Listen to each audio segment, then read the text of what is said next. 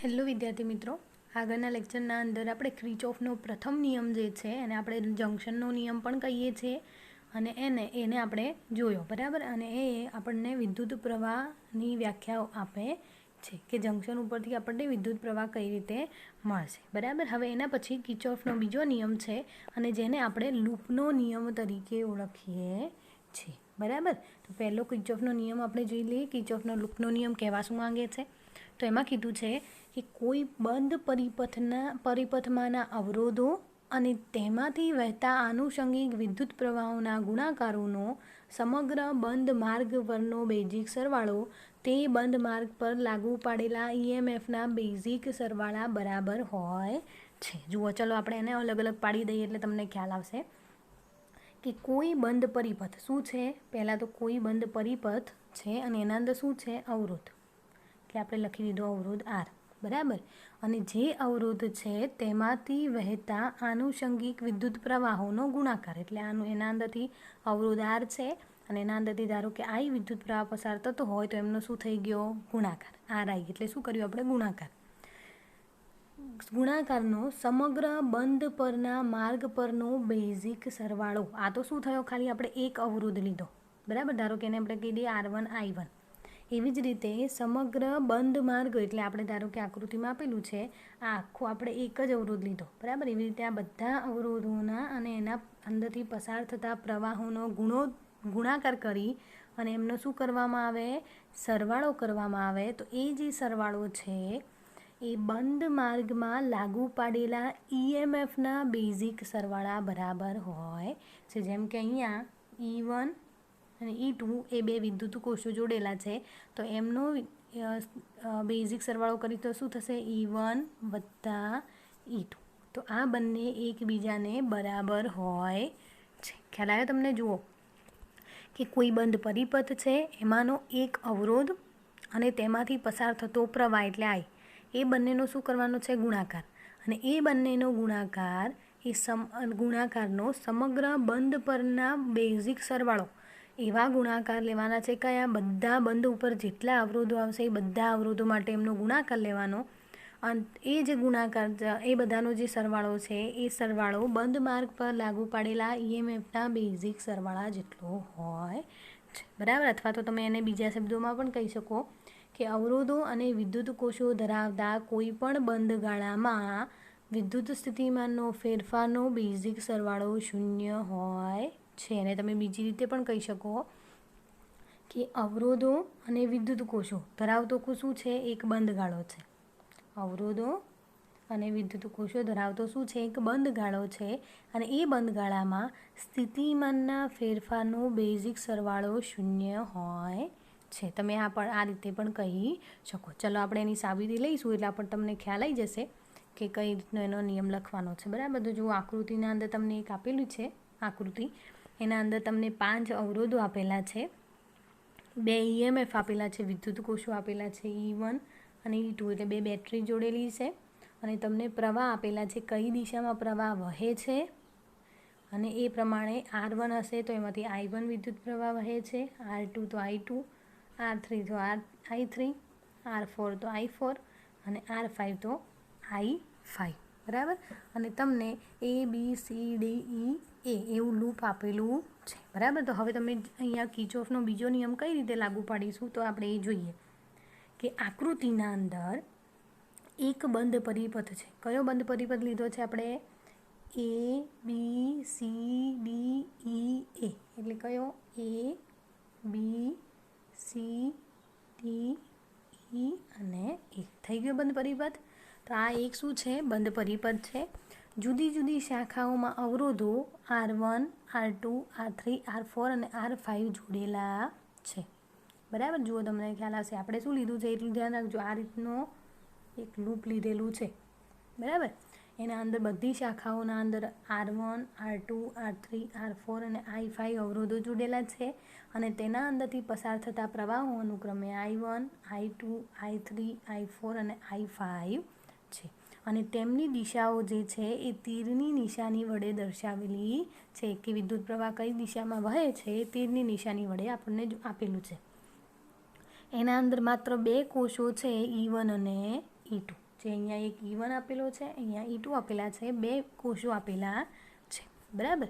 હવે ધારો કે ABCDE આગળ વિદ્યુત સ્થિતિમાનો અનુક્રમે VA, VD, VB, VC અને VD એમ 5 વિદ્યુત સ્થિતિમાનો આપણને આપેલા છે. કયા બિંદુ આગળ? ABCDE એ 5 બિંદુ આગળ આપણને 5 વિદ્યુત સ્થિતિમાનો આપેલા છે, બરાબર. હવે જુઓ કે એની આપણે માઇનસ ચિહ્ન લઈશું કે પ્લસ ચિહ્ન લઈશું એ કઈ રીતે લેવામાં આવે છે જોજો. હા, આને ખાસ યાદ રાખવાનું છે, કારણ કે આ જો તમને આવડશે તો જ તમને જે કિર્ચોફના દાખલાઓ જે છે ઉદાહરણના અંદર છે એ તમને ઇઝીલી ખ્યાલ આવશે, બરાબર. તો ધ્યાનથી સમજજો કે આ એને માઇનસ ક્યારે લેવું અને પ્લસ ક્યારે લેવું, બરાબર. તો જુઓ શું કીધું છે આના અંદર કે બંધ પરિપથના કોઈ એક બિંદુથી શરૂ કરીને સમઘડી કે વિષમઘડી દિશામાં દરેક બિંદુના સ્થિતિમાનો નોંધી. કે એકવાર આપણે કોઈ એક પરિપથનું કોઈ એક બિંદુથી શરૂ કરી દેવાનું, જેમ કે અહીંયા આપણે એ બિંદુથી શરૂ કર્યું, એમાં સમઘડી એટલે ઘડિયાળ જેમ ફરે છે એ રીતે, અથવા તો વિષમઘડી એટલે ઘડિયાળ જેમ ફરે છે એની વિરુદ્ધ દિશામાં આપણે ગતિ કરતા હોય એ પ્રમાણે આપણે વિદ્યુત સ્થિતિમાન નોંધવાના છે, બરાબર. અહીંયા આપણે શું કર્યું છે, એ બિંદુથી શરૂ કરી અને સમઘડી દિશામાં ઘડિયાળ ફરે એ દિશાના અંદર આપણે માર્ગ લઈ લીધો છે, બરાબર. તો ચાલો જોઈએ.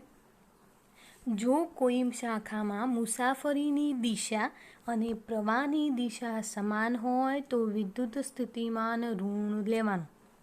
જોજો શું કીધું છે આના અંદર, મુસાફરીની દિશા અને પ્રવાહની દિશા સમાન હશે તો વિદ્યુત સ્થિતિમાન શું લેવાનું? ઋણ લેવાનું. અને જો આ દિશાઓ એટલે કે મુસાફરીની દિશા અને પ્રવાહની દિશા જો વિરુદ્ધ હશે તો વિદ્યુત સ્થિતિમાન કેવું લેવાનું? ધન લેવાનું, બરાબર. ખ્યાલ આવ્યો? જુઓ હવે હું તમને સમજાવું આકૃતિના અંદર કે જુઓ આના અંદર મુસાફરીની દિશા આપણે કઈ બાજુ છે? આ રીતે સમઘડી દિશામાં અંદર ફરીએ છીએ. હવે મુસાફરીની દિશા અને પ્રવાહની દિશા એ બંને જોવાની, એ બંને જો સમાન હશે તો વિદ્યુત સ્થિતિમાનને આપણે શું લેવાનું? ઋણ લેવાનું. જુઓ આ આપણે શું છે વચ્ચે ગોળ કર્યું એ આપણને મુસાફરીની દિશા છે, બરાબર. તો આપણે એ બિંદુથી સ્ટાર્ટ કરીએ તો અહીંયા પ્રવાહની દિશા તમને કઈ બાજુ? આ બાજુ. તો અહીંયા પ્રવાહની દિશા કેવી થઈ? સમાન, બરાબર. બંને કેવી છે? સમાન. તો અહીંયા આપણે એને શું લઈશું? માઇનસ. એવી જ રીતે જુઓ આગળ જુઓ, અહીંયા પ્રવાહની દિશા કઈ બાજુ છે? આ બાજુ. તો આપણને મુસાફરીની દિશા આ બાજુ છે, પ્રવાહની દિશા ઊંધી મળે છે, તો બંને કેવી છે? એકબીજાને વિરુદ્ધ દિશામાં. તો અહીંયા વિદ્યુત સ્થિતિમાન આપણે શું લઈશું? ધન. ખ્યાલ આવી ગયો? તો આ જ રીતે યાદ રાખવાનું છે કે જો મુસાફરીની દિશા અને પ્રવાહની દિશા સમાન હશે તો વિદ્યુત સ્થિતિમાન ઋણ લેવાનું, અને જો બંને વિરુદ્ધ દિશામાં હશે તો વિદ્યુત સ્થિતિમાન ધન લેવાનું. આ તો થઈ વિદ્યુત સ્થિતિમાનની વાત. હવે અહીંયા આપણે જે 2 કોષ આપેલા છે એ કોષને ક્યારે ધન લઈશું અને ક્યારે ઋણ લઈશું, બરાબર. જે EMF છે એને તો મુસાફરી કરતાં કોષના ઋણ ધ્રુવમાં જો દાખલ થઈએ, આપણે કયા ધ્રુવમાં? એના કોષના 2 ધ્રુવ હોય, એક ધન ધ્રુવ હશે, એક ઋણ ધ્રુવ હશે. નાનો હશે એ ઋણ ધ્રુવ હશે, મોટો હશે એ ધન ધ્રુવ હશે, બરાબર. આ રીતે તો કોષના જો ઋણ ધ્રુવમાં દાખલ થઈએ તો EMF શું થશે? ધન લેવાનું. અને જો એના ધન ધ્રુવમાં દાખલ થઈએ તો EMF શું લેવાનું? ઋણ લેવાનું, બરાબર. આનો અંદર ઊંધું છે, ધ્યાન રાખજો કે જો આપણે એના ઋણ ધ્રુવમાં દાખલ થઈશું તો EMF ધન લેવાનું, જો ધન ધ્રુવમાં દાખલ થઈશું તો EMF ઋણ લેવાનું, બરાબર. તો જો અહીંયા આપણે આકૃતિમાં જોઈએ એટલે ખ્યાલ આવશે તમને. આપણે મુસાફરી કરતા હતા આ રીતે, અહીંયાથી શરૂ કરીએ તો એના કયા ધ્રુવમાં પહેલો આવ્યો? ઋણ ધ્રુવ આવ્યો. તો ઋણ ધ્રુવ પહેલો આવશે, EMF તો શું લેવાનું? ધન. પછી અહીંયા આગળ જઈશું તો આનો કયો ધ્રુવ આગળ કયા અંદર દાખલ થયા? ધન ધ્રુવના અંદર દાખલ થયા. તો એટલે આપણે એને EMFને શું લઈશું? આને ઋણ લઈશું, આને શું લઈશું? ધન લઈશું, બરાબર. ખ્યાલ આવી ગયો? ફરીથી જુઓ કે જો આપણે EMFના ઋણ ધ્રુવના અંદર દાખલ થઈએ તો EMF શું લેવાનું? ધન. અને જો આપણે EMFના ધન ધ્રુવના અંદર દાખલ થઈએ તો એને આપણે શું લેવાનું? EMFને ઋણ લેવાનું. ખ્યાલ આવી ગયો? બરાબર. ચલો આ 2 નિયમો તમારે ખાસ યાદ રાખવાના છે. જો તમને આ 2 નિયમો યાદ રહી જશે તો તમને દાખલા ગણવાના અંદર પણ ખૂબ જ ઇઝી રહેશે, બરાબર. તમે આ જો 2 નિયમો તમને ખ્યાલ આવી જશે તો તમે એકદમ ઇઝીલી રીતે દાખલાઓ પણ ગણી શકશો. બરાબર. તો જુઓ, ધારો કે એ બિંદુએ સમઘડી દિશામાં મુસાફરી કરીએ અને જુદા જુદા બિંદુઓ વિદ્યુત સ્થિતિમાન નોંધતા જઈએ તો નીચે મુજબ આપણને મળે છે. બરાબર. હવે આપણે શું કરવાનું છે, જેમ જેમ મુસાફરી કઈ બાજુ કરવાની છે, સમઘડી દિશામાં, અને સમઘડી દિશામાં મુસાફરી કરતા જવાનું છે અને એ દરમિયાન આપણે વિદ્યુત સ્થિતિમાન નોંધતા જઈશું. અને વિદ્યુત સ્થિતિમાનની વ્યાખ્યા તો તમને ખબર છે, V=I/R. તો આપણે I અને Rનો ગુણાકાર કરશો એનો મતલબ આપણે શું શોધીશું, વિદ્યુત સ્થિતિમાન શોધીશું. જેમ કે અહીંયા જુઓ, IRનો શું છે, ગુણાકાર, એનો ગુણાકાર કરીશું તો આપણને વિદ્યુત સ્થિતિમાનનું મૂલ્ય જ મળે છે. તો સમઘડી દિશામાં મુસાફરી કરતા જઈશું અને જુદા જુદા બિંદુએ વિદ્યુત સ્થિતિમાન નોંધતા જઈશું તો આપણને કઈ રીતના સૂત્રો મળે છે. બરાબર. તો ચલો જોઈએ, પહેલાં આપણે કઈ લઈએ, એ પાસેનું વિદ્યુત સ્થિતિમાન. આપણે અહીંયાથી ગતિ કરી શરૂ કરવાની છે. બરાબર. એ બિંદુ આગળથી. તો પહેલાં આપણે એ બિંદુ આગળ વિદ્યુત સ્થિતિમાનનું તફાવત વિદ્યુત સ્થિતિમાન લઈ લઈએ. તો એ આગળ તો વિદ્યુત સ્થિતિમાન કેટલું હતું, VA જેટલું. તો VA બરાબર VA, કારણ કે ત્યાં આગળ કોઈ બીજું છે નહીં, કે અવરોધ જોડેલો નથી, એટલે આપણે VA બરાબર VB લખી દીધું. બરાબર. હવે આપણે ક્યાં જવાનું છે, A થી B સુધી જવાનું છે. બરાબર. હવે A થી B સુધી જવાનું છે. તો અહીંયા તમે જુઓ, આપણે A થી B સુધી જવાનું છે, એટલે આપણે દિશા, પ્રવાહની દિશા કઈ બાજુ છે, આ બાજુ. બરાબર. આપણે મુસાફરીની દિશા કઈ બાજુ છે, ઉપરની બાજુ, અને પ્રવાહની દિશા પણ કઈ બાજુ છે, ઉપરની બાજુ. તો બંને દિશાઓ કેવી છે, સમાન. અને જો મુસાફરીની દિશા અને પ્રવાહની દિશા સમાન હોય તો એનું મૂલ્ય શું લેવામાં આવે છે, ઋણ લેવામાં આવે છે, વિદ્યુત સ્થિતિમાનનું મૂલ્ય. તો જુઓ અહીંયા VA તો હતો જ, અને આગળ શું મળ્યું આપણને, -I1R1. ખ્યાલ આવી ગયો. બરાબર. જુઓ, આપણને પ્રવાહની દિશા પણ ઉપરની બાજુ મળે છે અને મુસાફરીની દિશા પણ ઉપરની બાજુ મળે છે. તો બંનેની દિશા સમાન છે, એટલે આપણે શું લખીશું આગળ, ઋણ, અને વિદ્યુત સ્થિતિમાન છે એટલે આપણે શું લખીશું, I1R1. બરાબર. હવે એનાથી આગળ જઈએ તો આપણે અહીંયા EMF આવી ગયું. હવે EMFનો નિયમ યાદ કરો, કે આપણે જો એના ઋણ ધ્રુવમાં દાખલ થઈશું તો EMF શું લેવાનું, ધન. તો આપણે લખીશું ધન EMF E1. ખ્યાલ આવ્યો. બરાબર. આપણે ઋણ ધ્રુવમાં દાખલ થઈએ છીએ એટલે આપણે અહીંયા શું લખ્યું, +E1. અને અહીંયા બંનેની દિશાઓ સમાન છે એટલે આપણે લખ્યું -I1R1. જુઓ અહીંયા એ જ લખેલું છે. મળી ગયું. અહીંયા VA તો હતું જ ઓલરેડી ઉપર, અને -I1R1 +E1. બરાબર. હવે એનથી પણ આગળ જઈએ. જુઓ, ઉપર જે મળ્યું આપણને નીચે એવું ને એવું લખેલું છે.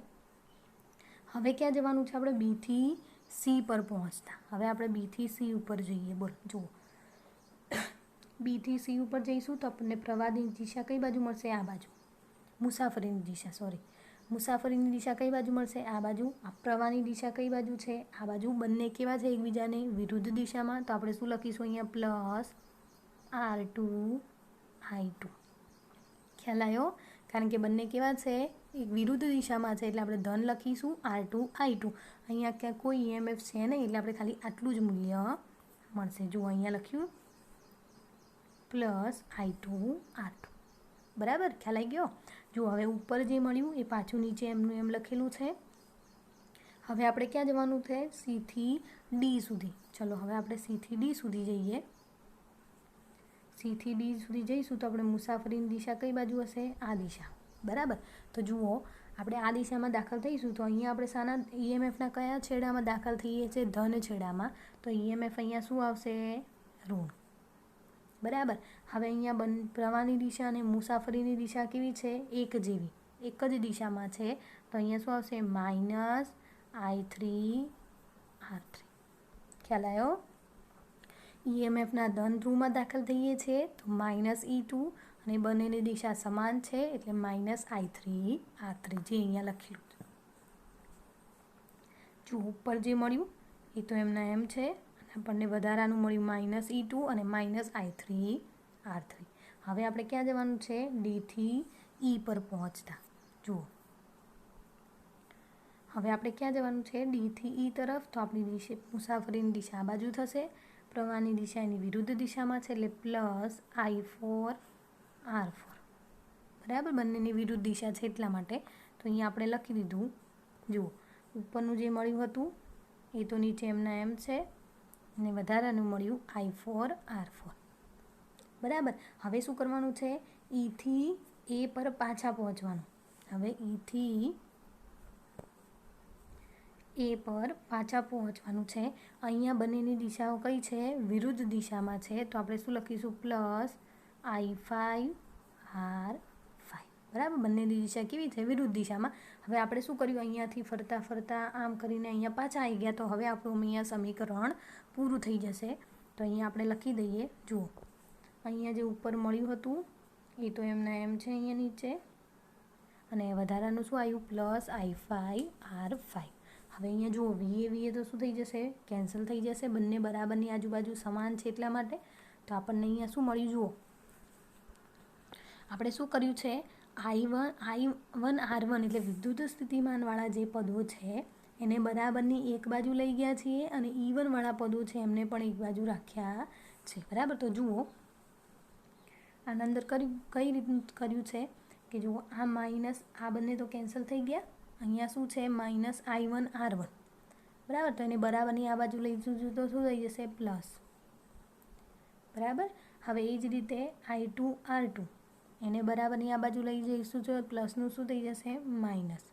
એવી રીતે આ માઇનસ છે તો એનું શું થઈ જશે? પ્લસ. પ્લસ છે તો માઇનસ, પ્લસ છે તો માઇનસ, ને બરાબરને આપણે આ બાજુ લઈ ગયા. બરાબર. હવે અહીંયા શું થશે? અહીંયા થોડી ભૂલ કરેલી છે. બરાબર, ખોટું લખેલું છે. અહીંયા શું આવશે બરાબરની આ બાજુ? E1 minus E2. બરાબર. અહીંયા આપણે જે હતું એને અહીંયા મૂકી દીધું. બરાબર. બીજા જે આ વિદ્યુત સ્થિતિવાળા પદ હતો એ બધા એને બરાબરની એક બાજુ લખી દીધા. તો હવે એનો મતલબ શું થયો કે આ બધા છે એમનો શું થયો? સરવાળો. આમ તો બાદબાકી છે જો કે, પણ એમ તો આપણે એ બાદબાકીની નિશાની તો આપણે દિશાની નિશાની વડે લખી. બરાબર. પરંતુ એનો મતલબ શું થાય છે? અહીંયા સરવાળો થાય છે. તો આપણે લખી દીધું સમેશન I બરાબર n, કારણ કે જેટલા વિદ્યુતભારો હશે ત્યાં સુધી આપણે ગણતરી કરીશું. તો સમેશન I બરાબર 1 થી n IRI એવું લખીએ, અને બરાબરની આ બાજુ પણ EMFનો સરવાળો કરીએ તો I બરાબર 1 2 થી n અને EI. અને આ કયો નિયમ છે? ઉર્જા સંરક્ષણનો નિયમ છે. ખ્યાલ આવ્યો? તો આપણે અહીંયા તો તમને સાબિતી માટે મેં તમને આટલા બધા પદ લખેલા છે એ સમજાયા, પરંતુ જ્યારે આપણે એક દાખલાના અંદર લખીશું તો ખાલી આપણે જે આ પદ છે એ જ પદ લખીશું. જેમ જેમ આગળ વધતા જઈશું એમ એમ સમીકરણ લખતા જઈશું આગળ અને આપણને છેલ્લા સુધી પહોંચાડી જશે. બરાબર. તો આ થયો કિર્ચોફનો બીજો નિયમ, કે જેને આપણે લૂપનો નિયમ પણ કહીએ છીએ. આના અંદર બે જ વાતો મુખ્ય યાદ રાખવાની છે કે જો પ્રવાહની દિશા અને મુસાફરીની દિશા સમાન હશે તો વિદ્યુત સ્થિતિમાં ઋણ લેવાનું, જો વિરુદ્ધ હશે તો ધન લેવાનું. જો EMFના ઋણ છેડામાં દાખલ થઈએ તો EMF ધન લેવાનું, અને જો ધન છેડામાં દાખલ થઈએ તો EMF ઋણ લેવાનું. બરાબર. તો જુઓ, આના પછીનો પ્રશ્ન છે એ આપણે જોઈશું, આપણને ખ્યાલ આવી જશે કે આપણને એક પરિપથ આપેલો છે અને એ પરિપથ માટે કિર્ચોફના લૂપના નિયમ માટે 3 સમીકરણો લખવાના છે. હવે 3 સમીકરણો લખવાના છે એટલે આપણે 3 લૂપ બનાવવા પડે. બરાબર. તો આમાં અંદર 3 લૂપ કઈ રીતે બનશે? જુઓ, એક આ બનશે. એ કઈ રીતે? અહીંયાથી આપણે શરૂ કરશો અને અહીંયા પહોંચશો એટલે એક લૂપ થઈ ગયું. બરાબર. ફરીથી આપણે એથી શરૂ કરશો અને નીચેનું એક લઈ લઈશું. 2 લૂપ થઈ ગયા, અને એક લઈ લઈએ આવ્યું મોટું. 3 લૂપ થઈ ગયા ને. તો આપણે 3 લૂપ માટે સમીકરણ લખીશું. બરાબર. તો જુઓ, અહીંયા પહેલું કયું છે? બંધગાળો લીધો છે. ઉપર લખવાનું ખાસ કે કયો બંધગાળો છે એમ. બરાબર. તો જો પહેલો લીધેલો છે AHDCBA, એટલે કયો લીધેલો છે? AHDCBA આ બંધગાળો લીધો છે. બરાબર. તો એના માટે આપણે કિર્ચોફનો નિયમ લખીએ. બરાબર. આની મુસાફરીની દિશા કઈ બાજુ છે? આ બાજુ છે. જો અહીંયા તીરની નિશાની વડે દર્શાવેલી છે, એટલે તમારે યાદ રાખવાની. બરાબર. તો ચલો આપણે પહેલાં શું કરીએ? અહીંયા એથી જો એથી અહીંયા સુધી તો કંઈ છે નહીં, પાછું અહીંયા પણ કંઈ H બિંદુ સુધી કશું છે નહીં, તો આપણે એક જ અવરોધ ખાલી છે તો એની ગણતરી કરીએ. તો જો અહીંયાથી આમ જશો તો આપણી મુસાફરીની દિશા આ બાજુ છે. આમાં પ્રવાહની દિશા પણ કઈ બાજુ છે? આ બાજુ. તો બંનેની દિશા કેવી છે? સમાન. બંનેની સમાન હશે તો શું લખીશું આપણે? માઇનસ અવરોધનું મૂલ્ય આપણને કેટલું આપેલું છે? 30 અને પ્રવાહ કેટલો છે? I1. તો આપણે લખીએ અહીંયા માઇનસ 30I1. ખ્યાલ આવ્યો ને? એના પછી Hથી આપણે આગળ જઈએ. Hથી D સુધી તો કશું છે નહીં. હવે અહીંયા EMFને આપણે કયા છેડામાં દાખલ થઈએ છીએ? ઋણ છેડાના અંદર. અને ઋણ છેડાના અંદર દાખલ થઈએ તો EMF શું લખીશું આપણે? પ્લસ, ધન. અને EMFનું મૂલ્ય કેટલું આપેલું છે? 45. તો આપણે લખીશું પ્લસ 45 જે અહીંયા લખેલું છે. બરાબર.